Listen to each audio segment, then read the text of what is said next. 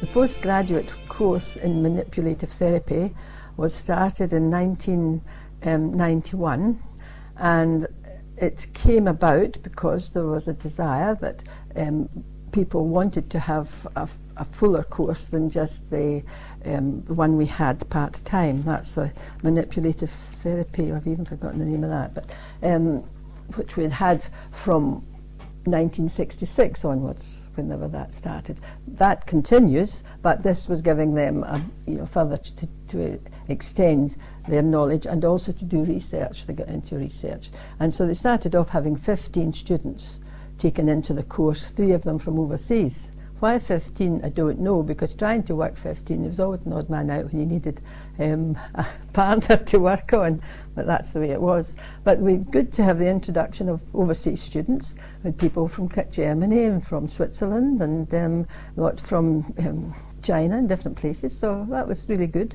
And the students who came, students who had trained in Auckland itself, they enjoyed coming back to the school and having their course, and it was a nice forming group, and we studied all sorts of things with them, good discussions, and the programme was set up as a basis from a lot of these others taken from other countries we would been to, so we did a bit of Maitland and a bit of Carlton-Bourne and some of the other people. Occupational health, I was particularly interested in that we should start looking more carefully at people's work conditions, and in the fact that led to a course in occupational health physiotherapy, and got involved with people from Finland. Tuulikki Luopajärvi, she had come over through the Ergonomics Society, and that in 1996, I believe, we started up then. I was kind of involved, I got involved with that, and she was brought out with them and then got to know me, and she'd been a physiotherapist, and so we had a lot of coming and going. She came back here, I would go over there. She came here and we did courses in occupational health throughout the country in 4 different, Auckland, Wellington, Christchurch and Dunedin, and so it started the interest in that.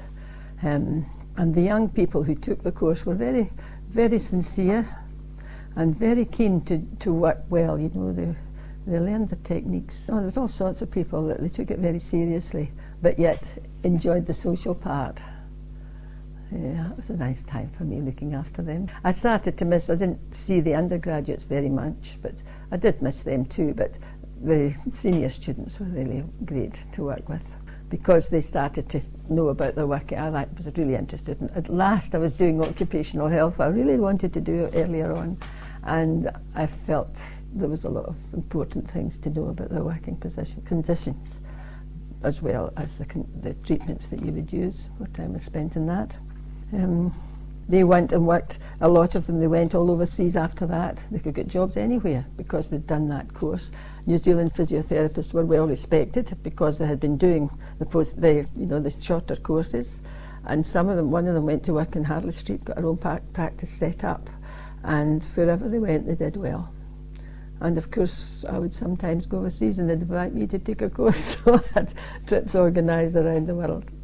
It reminded me of an old English professor that I'd met once in Wellington, and he said, "Jane," he said, "I keep in touch with all my ex-students because," I said, it takes me all around the world, so I kept that in mind, and it's true, I visited them in different countries, and I think that's a nice thing to do too, and they like to see people from their own place.